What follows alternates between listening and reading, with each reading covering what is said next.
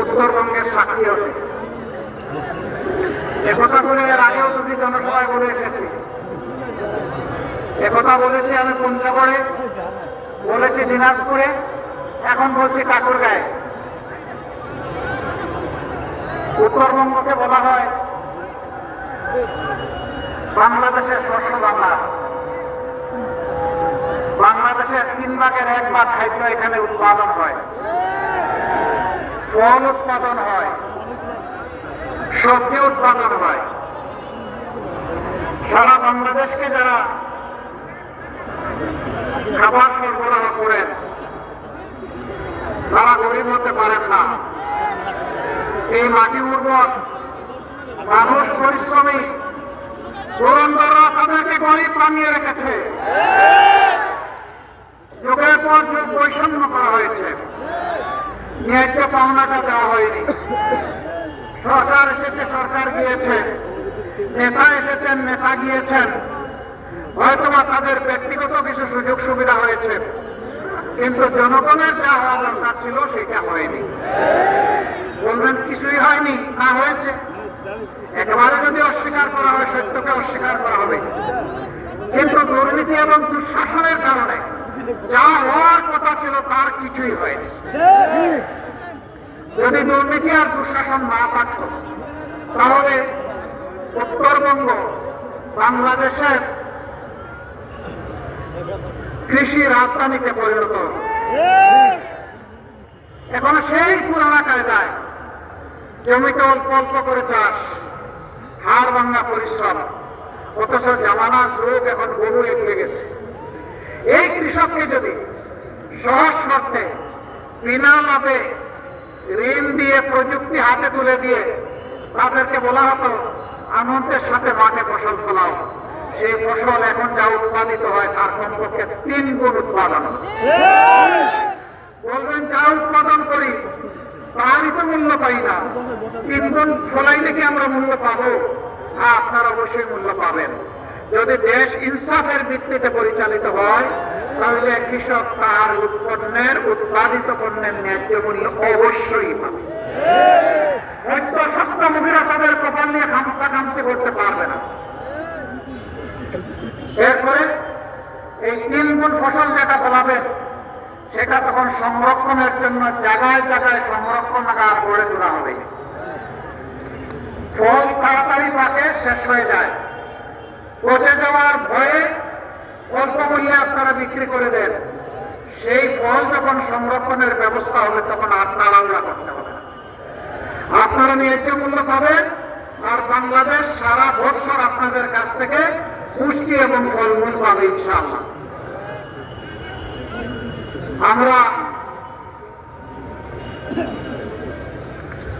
আমরা এই ঠাকুরদের কথা দিয়ে যাচ্ছি।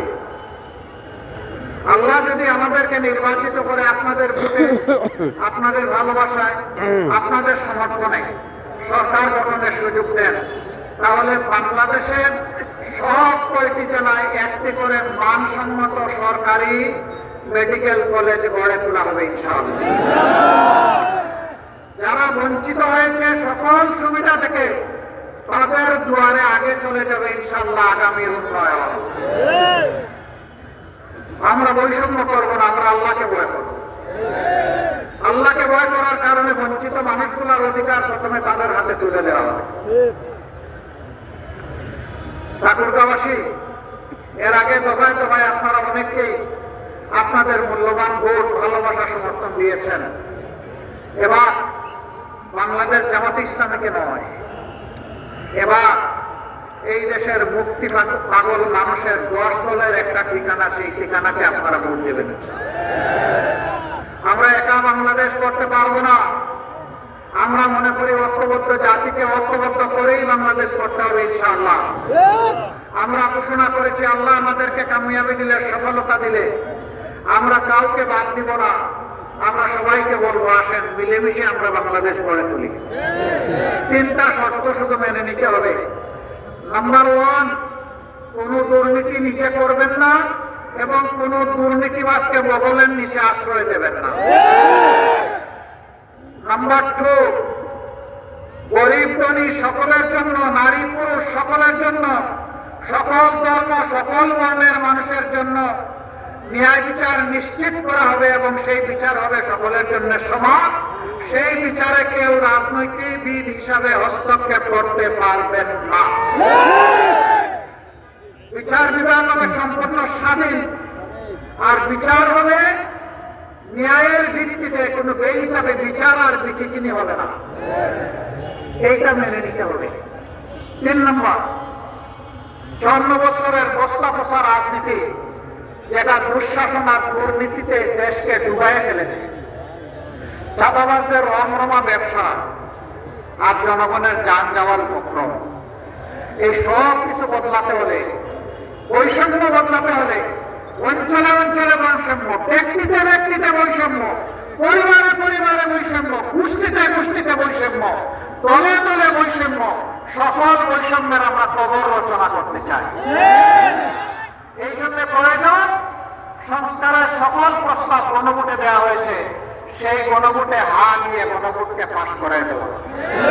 আপনারা গণভোটে হা দেবেন? আর কিসে হা দিবেন? এই যে 10 জন 10 মিলি পরিকাজ, তাতে নাই কোনো লাভ। জনগণের বিজয় হবে ইনশাআল্লাহ। কোন একক দলের কোন শাসন আমরা চাচ্ছি না, আমরা এখন জনগণের শাসন চাই। আলিম ওলামা থাকবেন, এদেশের দক্ষ মানুষগুলো থাকবে, দেশপ্রেমিক দলগুলো আসবে, যারা দেশকে ভালোবাসে, কোন আধিপত্যবাদকে যারা মেনে নেবে না, তাদের সবাইকে নিয়ে আগামীর বাংলাদেশ আমরা গড়ব ইনশাআল্লাহ। সেই দিনটার জন্যই জাতি অপেক্ষা করছে। দফায় দফায় অনেককে সুযোগ দিয়ে আপনারা দেখেছেন, এবার একটু ওই মানুষগুলাকে সুযোগ দেন যারা নিজেরা চাঁদাবাজি করে না, বরঞ্চ চাঁদাবাজদেরকে রুখে দেওয়ার জন্য শপথ নিয়েছে। ওই মানুষগুলোকে আপনারা এবার সমর্থন দিয়ে সংসদে পাঠান, সরকার গঠনের সুযোগ দিন, যারা নিজেরা দুর্নীতি করবে না এবং কোন দুর্নীতি সহ্য করবে না। ওই মানুষগুলোকে আপনারা নির্বাচিত করুন, যারা মানুষকে সম্মান করতে জানে, যারা মানুষকে ভালোবাসতে জানে। ওই মানুষগুলোকে আপনারা এবার নির্বাচিত করুন, যাদের হাতে দেশ আসবে, বিদেশে বন্ধু খুঁজবে কিন্তু কোনো প্রভু মানবে না। ওই মানুষগুলোকে আপনারা নির্বাচিত করেন, আর কোন ধর্মের ধর্মগুরুকে, কোন আলিম উলামাকে, আর কোন স্বৈর শাসকের হাতে নির্যাতিত হতে হবে না। ওই মানুষগুলোকে আপনারা নির্বাচিত করুন, যারা ধর্মে বর্ণে বিভাজন সৃষ্টি করে, মানুষের সমাজে মানুষকে বিভক্ত করে মুখোমুখি করে ফেলে, তাদের বাইরে এসে একটা ঐক্যের সমাজ, সংহতির সমাজ, ভালোবাসার সমাজ, সবাইকে নিয়ে বাংলাদেশকে একটা ফুলের বাগানে পরিণত করার সমাজ যারা গড়ার শপথ নিয়েছে, সেই 10 দলকে আপনারা সমর্থন করুন। প্রিয় দেশবাসী, যদি আমরা আল্লাহর মেহেরবানিতে আপনাদের ভালোবাসায় নির্বাচিত হই, তাহলে আমরা কথা দিচ্ছি যে আমরা ইনশাআল্লাহ আমরা গোটা উত্তরবঙ্গকে বাংলাদেশের গৌরবের কৃষি রাজধানীতে পরিণত করব ইনশাআল্লাহ। এখানে যেখানে এয়ারপোর্ট হওয়ার এয়ারপোর্ট হবে, সৈয়দপুর এয়ারপোর্টকে আন্তর্জাতিক মানে ইনশাআল্লাহ উন্নীত করা হবে, যাতে শিল্পের বিকাশ, এগ্রোবেস ইন্ডাস্ট্রি, কৃষিভিত্তিক শিল্পের বিকাশ এবং তার পণ্য, উৎপাদিত পণ্য সারা দেশে এবং বিশ্বে ছড়ায় পড়ে। এই জন্য কমিউনিকেশন ব্যবস্থাকে উন্নত করা হবে। আমরা আর দেখতে চাই না বেকারত্বের কষ্ট বুকে চেপে এখানকার সন্তানেরা রাজধানী ঢাকায় গিয়ে গলিতে গলিতে কষ্ট করবে, ঘোরাঘুরি করবে, একটা চাকরি পাবে না। আমরা চাই তাদেরকে দক্ষ জনবল হিসেবে গড়ে তুলে উন্নত শিক্ষা এবং প্রশিক্ষণের মাধ্যমে প্রত্যেকটি ঘরকে এক একটা ইন্ডাস্ট্রিতে আমরা পরিণত করতে চাই। বিশ্বে এরকম বহু দেশ আছে, জাপান আছে, ভিয়েতনাম আছে, চায়না আছে, তারা তাদের প্রত্যেকটা ঘরকে ইন্ডাস্ট্রিতে পরিণত করেছে। তারা যদি পারে, আমরাও পারবো ইনশাআল্লাহ। এই দেশের চেহারা বদলে যাবে শুধুমাত্র আমাদের যুবক যুবতীদের হাতে আমরা যদি কাজ তুলে দিতে পারি, সম্মানজনক কাজ, তাদেরকে কাজ তুলে দেওয়ার আগে যদি হাত তুলে আমরা গড়ে দিতে পারি। আপনারা জেনেছেন, দেখেছেন, আমরা ঘোষণা করেছি দক্ষ জনশক্তি গড়ার জন্য আমরা পরবর্তী চাকরিতে প্রবেশ করার আগ পর্যন্ত একজনকে আজানের জবাব দেবেন। চাকরিতে প্রবেশ করার আগ পর্যন্ত পর্যাপ্ত ট্রেনিং দেওয়ার জন্য সর্বোচ্চ প্রয়োজনে একজন ছাত্রছাত্রীর পিছনে প্রতি মাসে আমরা 10,000 টাকা করে সরকারি কোষাগার থেকে ব্যয় করব। এরপরে তাদেরকে দক্ষতা দিয়ে বলবো, যাও এবার দেশ সেবা করো, এবার বিশ্বের যেখানে পছন্দ সেখানে যাও, গিয়ে দেশের জন্য তুমি কিছু করো। এরা আর বেকারত্বের অভিশাপে পড়তে না। অনেকে বলেছেন বেকার ভাতা দিবেন, বেকার ভাতা অপমানের। আমরা তাদের হাতে অপমানের চাবি তুলে দিতে চাই না, আমরা সম্মানের কাজ তুলে দিতে চাই। এখানে যুবকেরা হাত করুন, আপনারা কাজ চান না বেকার ভাতা চান? কাজ চান যারা হাত করে?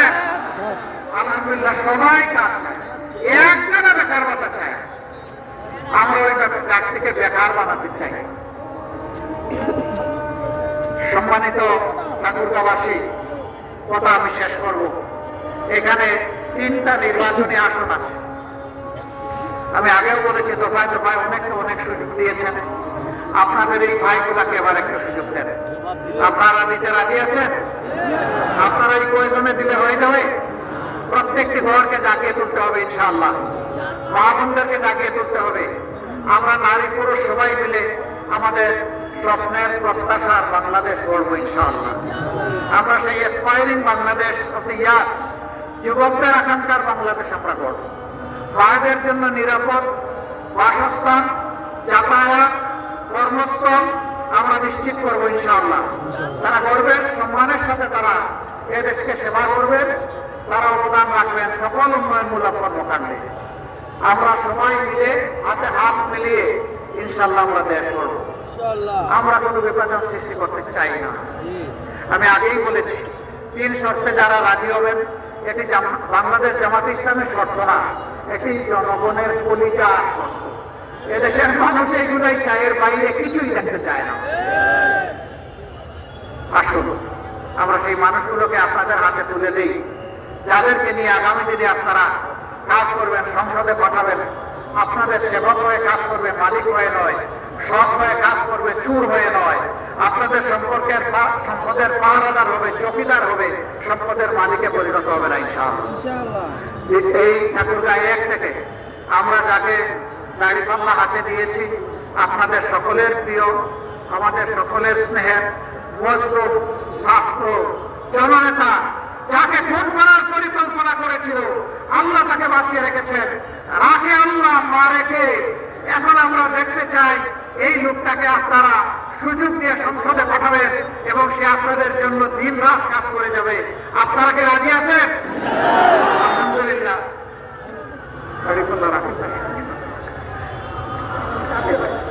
কোথায় পাল্লা তো জনগণকে দেব। এই যে আমরা দেলোয়ার হোসেনের হাতে এই ঠাকুরটা 1 আসনের পাল্লা তুলে দিলাম ইনসাফের পথে। আপনারা